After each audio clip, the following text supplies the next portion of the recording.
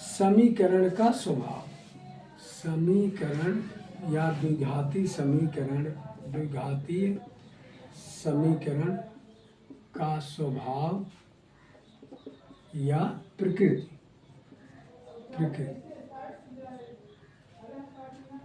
द्विघाती समीकरण स्वभाव या प्रकृति। अब द्विघाती समीकरण स्वभाव या प्रकृति जाने के लिए हम एक जानब कि समीकरण देहे रहे। अब मन हम ही जानब कि समीकरण के का कंडीशन हो सकत, एक हल हो सकत है, एक जैसन हल हो सकत है, या अलग अलग हल हो सकत है, या समीकरण संभव नाइन हल करत। तीन कंडीशन हो। या तो समीकरण देखा पहला कंडीशन का हो कि समीकरण हल करे पे उत्तर एक जैसन आए, या तो उत्तर अलग अलग आए। पहला कंडीशन का है कि उत्तर मान ला अलग अलग आए, तो अलग अलग उत्तर आए, उत्तर अलग अलग, एक लिए अलग कंडीशन रहे। अब दूसरा का बा उत्तर एक जैसन आए, उत्तर मतलब मूल या हल, उत्तर एक जैसन आए, एक जैसा, तब के लिए अलग कंडीशन हो सकता है। समीकरण हल करना संभव ना हो, समीकरण हल करना संभव ना हो, समीकरण हल करना संभव ना हो। तीन कंडीशन बने। अब जब उत्तर अलग अलग आए और उत्तर एक जैसन आए और समीकरण संभव करना ना होए, ओकरे लिए शर्त का होए। हम श्रीधराचार्य के सूत्र पढ़े। श्रीधराचार्य के सूत्र का पढ़े -b plus minus under root b square minus 4ac upon 2a। अब इनमें से 4ac d बराबर बी स्क्वायर माइनस 4ac, एक कही थे हम विविध कर, का कही थे विविध कर, विविध कर डी हम का कही थे विविध कर, और डी बराबर हो तो b square minus 4ac। B square 4ac ऐसा फार्मूला या ऐसा मशीन है जिसमें हम समीकरण के मान रख दे, हमें पता चल जाए समीकरण स्वभाव का भाव।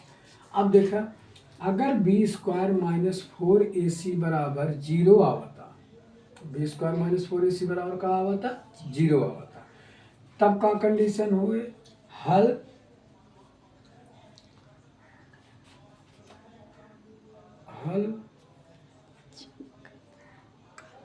अलग अलग, एक मिनट, अगर 0 आता तो हल एक जैसा होगा, हल का होए एक जैसा होगा। एक जैसा होगा का मतलब का है जिससे उत्तर आई जवाब, एक उत्तर 2 दूसरा 2, एक उत्तर 4 तो दूसरा 4, एक उत्तर 5 तो दूसरा 5, एक जैसा होगी ना। अब दूसरा कंडीशन का है, दूसरा कंडीशन है कि अगर बी स्क्वायर माइनस 4ac इजिगेटर 0, अगर बी स्क्वायर 4ac के मान 0 से बड़ा आवता, बी स्क्वायर माइनस 4ac के मान 0 से अगर बड़ा आवता, तो 0 से बड़ा हो मतलब का बा कि भाई 0 से बड़ा है तो 1 2 3 4 5, एक मतलब धनात्मक आवता, का आवता धनात्मक आवता।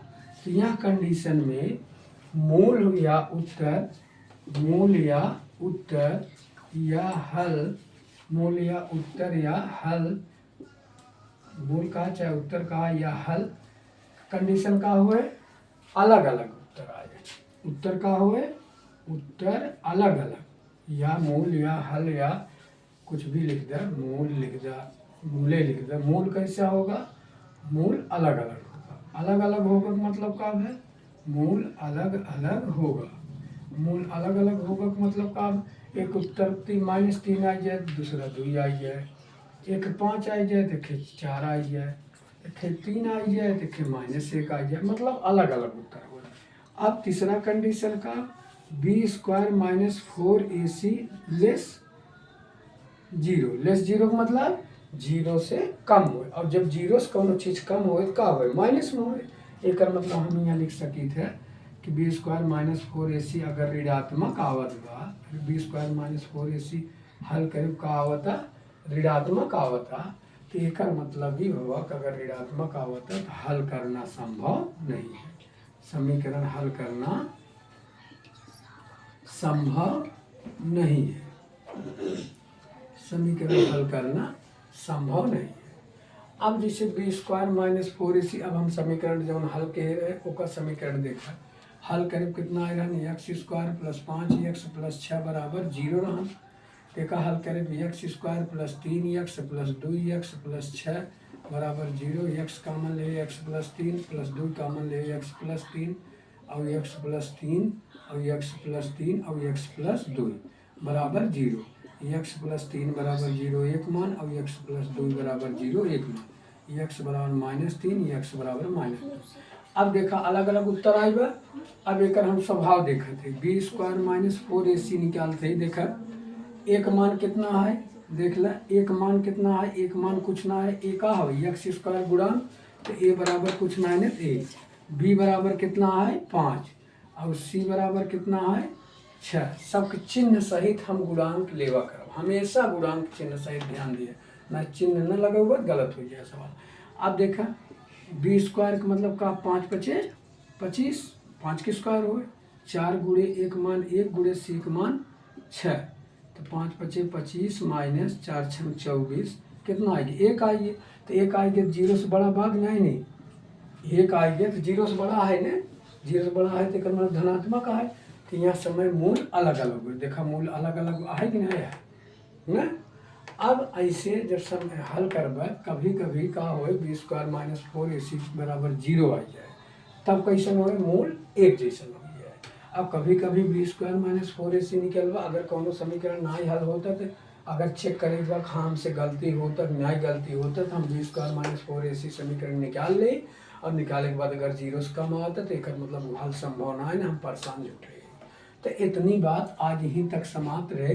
अब अगले दिन हम पूरा यहाँ टॉपिक ऊपर जितना क्वेश्चन में सारा क्वेश्चन हल करा। अब क्वेश्चन में कैसे पूछे ये देख लो थोड़ा से, तब उसके बाद टॉपिक बंद करी, तब अगले दिन देखा हल कैसे। अब देखा प्रश्न मन कैसे पूछे, पहला प्रश्न पूछे कि समीकरण दे दे, समीकरण से हल, समीकरण से हल और हल से समीकरण, हल से समीकरण और समीकरण से हल दोनों तरफ लगाई तीर ऐसे, समीकरण जैसे केमिस्ट्री में लगावत है, देखा समीकरण से हल और हल से समीकरण। एक प्रश्न पूछे। दूसरा प्रश्न पूछे समीकरण स्वभाव, समीकरण का स्वभाव, दो टाइप प्रश्न हो गए। तीसरा टाइप प्रश्न कैसे पूछे, कुछ इबारती प्रश्न दे दे, क्या करे कुछ इबारती प्रश्न देकर, अब क्या करेंगे कुछ इबारती प्रश्न दे के तब उसके बाद हमसे पूछे समीकरण बनावा, फिर समीकरण हल करे। मतलब अभी तक समीकरण बना समीकरण मिलत रहा, हल कर देते रहे। अब का हुए कि हमें इबारती प्रश्न दे दे, उसे हमें बनावे के रहे का बनाना है समीकरण, पहले बनाना है समीकरण, फिर समीकरण बनाए के तब उसके बाद हल करेगा, ठीक है, तब हल करना है। इतनी बात ध्यान दे, आज ये क्लास समाप्त हो गई, ठीक है, इतनी बात रखे रहे, ठीक। आज ही क्लास समाप्त हो, तो अब अगले दिन हमें पर प्रश्न सारा किताब के हल कर दो अनुसार से जितना पूछे रहे, ताकि कक्षा 10 के अनुसार से ही ज़्यादा क्वेश्चन पूछे, या ना तो अनुसार सारा क्वेश्चन हम हल कर दें, ठीक। हाँ देखा स्टूडेंट या विद्यार्थी लोग थोड़ा निवेदन ये है कि थोड़ा से शेयर कर ताकि का कही जाए, तो अभी नया नया पढ़ावत है मतलब कि यूट्यूब पे, तो यहाँ नाते थोड़ा सपोर्ट करल जाए ताकि हमारा मनोबल ऊंचा रहे और हम काफ़ी वीडियो अच्छा बना सकी और बहुत फ़ायदा हमसे मिले आप सबके। लेकिन थोड़ा से धैर्य रखा और थोड़ा सब्सक्राइब किया जाए ताकि हमारा चैनल आगे बढ़त रहे। तो बहुत चीज़ हर विषय पढ़ाओ बहुत अच्छे से अच्छे ढंग समझाते हुए, यहाँ नाते थोड़ा से हमारा सपोर्ट कर दे भाई, बस इससे ज़्यादा हम कुछ न कहा। खुद ही समझदार हाथ गए सबके, आजकल के लड़के समझदार एक्स्ट्रा हैं, समझा की जरूरत ना नहीं, आते समझ बूझ के सब्सक्राइब सब कुछ किया, लाइक जरूर।